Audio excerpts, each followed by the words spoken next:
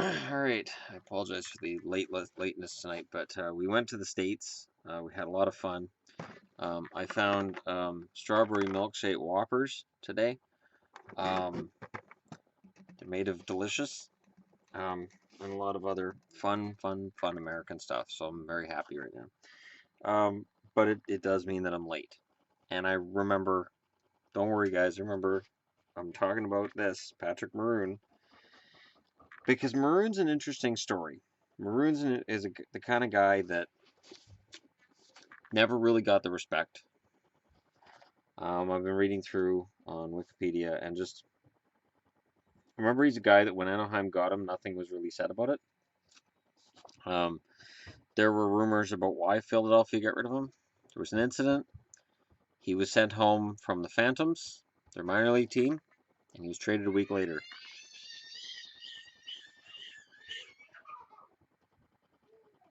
Wow.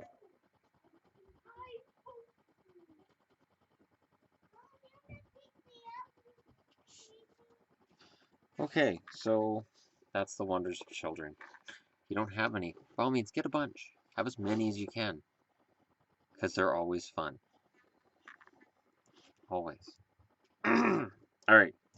Patrick Maroon was traded to Anaheim by Philadelphia with David LaLiberty for Danny Syvret and Rob Bordson. Remember Danny Syvret? Remember Danny Syvret. Not a great return. See, it's interesting too because with that Adirondack, when he was traded, he played 9 games. He had 5 goals, 8 points, 30 penalty minutes, decent totals, and he was a sixth-round pick in 2007 by the Philadelphia Flyers. His first year in the Anaheim organization, he played 57 games for the Crunch, and he had 48 points. The following season, he played 75 games for the Crunch, had 74 points, 120 penalty minutes, and then played 2 games with the big team, had 2 penalty minutes, and not a lot happened from there.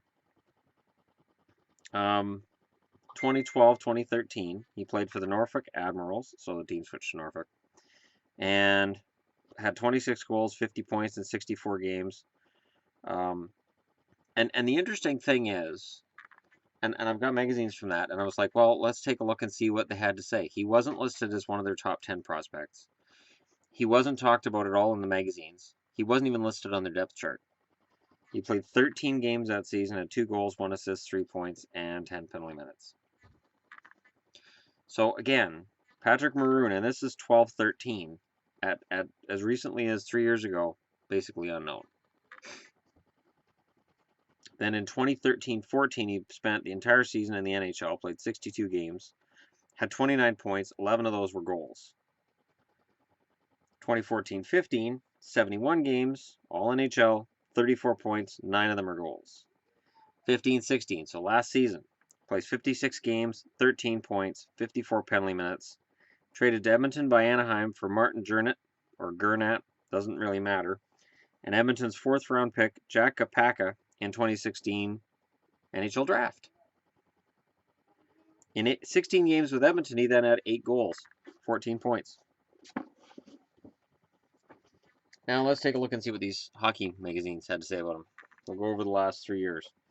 So, the one from 14-15. Patrick Maroon.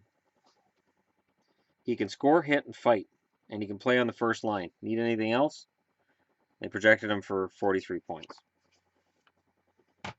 And he ended up getting 34. And then they say about him that following season, more than just a bruiser, spends time on the first line, ... and the 4th line. 37 points was their projection. Patrick Maroon had 27 points that year. And this was coming into this season, they projected, played with McDavid and looked good, but now Edmonton has a superior Milan Lucic. Medium risk, medium reward. And they projected him for 15 goals, 22 assists, 37 points in 73 games. Sorry, just pausing to try to break up the children noise. I know if I go out there and yell and scream, it's just going to make it worse. So I just wait for them to either choke each other out or whatever, just as long as there's silence. Right. So the Patrick Maroon story this year has been an interesting one because, of course, he's played 47 games, 18 goals. So he's already got a career high for goals. He's only got 34 for his whole career. He's only at 52 penalty minutes, so he's not fighting like he did. 25 points. The interesting thing with Patrick Maroon, focus, come on, camera, focus. The interesting thing with Patrick Maroon is his whole career, he's been underrated. His whole career, he's been kind of, and it's funny because I remember watching games in Anaheim and watching him playing with guys like Getzlaf or guys like Perry, and he was never out of place, but he never lasted there very long. And I think the perception was he just wasn't talented enough to play with those guys. Hockey isn't just about talent.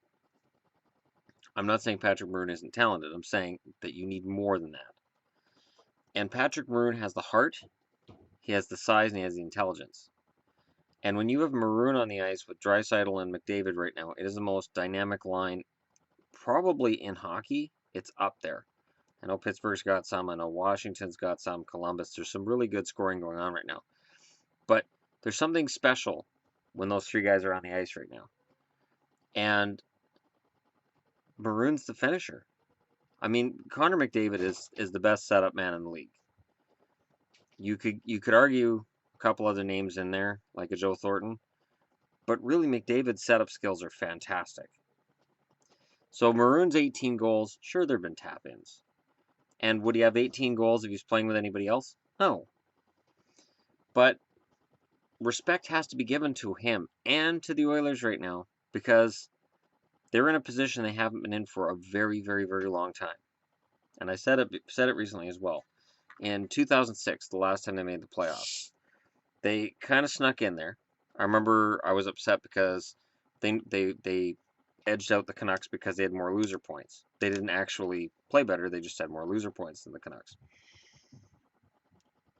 So, it was hard seeing them go all the way to the final, but there was some luck there, and they had some guy named Pronger on the blue line. And pretty solid team, but unremarkable. This organization has put together something remarkable. And as much as people seem to want to take Peter Chiarelli down, and I'm not sure I understand it, he built a team up to a Stanley Cup in Boston. And now in Edmonton, he's taken a team that was the joke of the league. And he's got them in a playoff spot.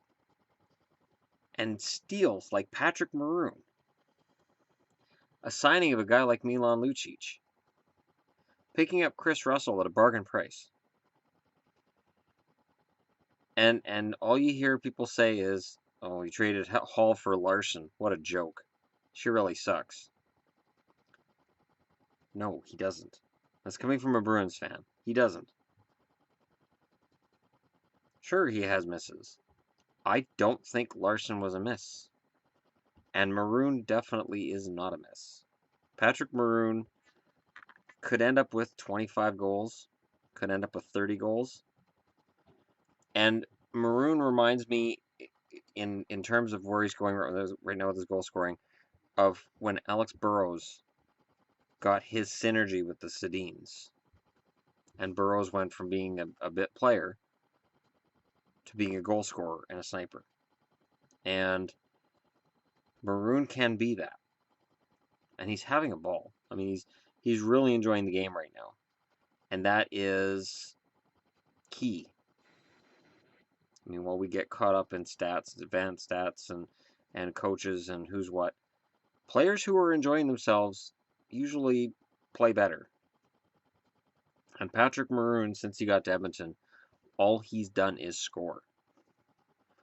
So yeah, adding Lucic in the offseason, smart move. But the smarter move was adding Patrick Maroon from Anaheim in a deal that really nobody talked about at the time. And it's one of a number of players Anaheim's just kind of dispatched that's come back to haunt them. And there's a few. But Maroon stands out more than all the others right now. So let me know in the comments below, how many goals do you think this guy gets? Because he's been impressive as hell whenever I've watched him. Because even when he's not scoring, he's able to do other things on the ice. Like you said, in the magazines there, he can hit and he can fight too. How many do you think he can get? And do you think this is just a one-off? Like next year, McDavid gets somebody else on that wing? Or do these guys play together for 3, 4 years? Um, yeah, because it's a fun thing to talk about. And if you're just browsing through, don't forget to hit like and subscribe. It is a popular thing to do right now. There's been an upswing on this channel, an upswell, and I'm very excited about it. So be a part of that. Be a part of it and say you got in on the ground floor. Say you got in before that 2K mark was hit. Because after that, I'm going to have to double the fees. You guys all owe me fees. It's going to be double the fees for membership.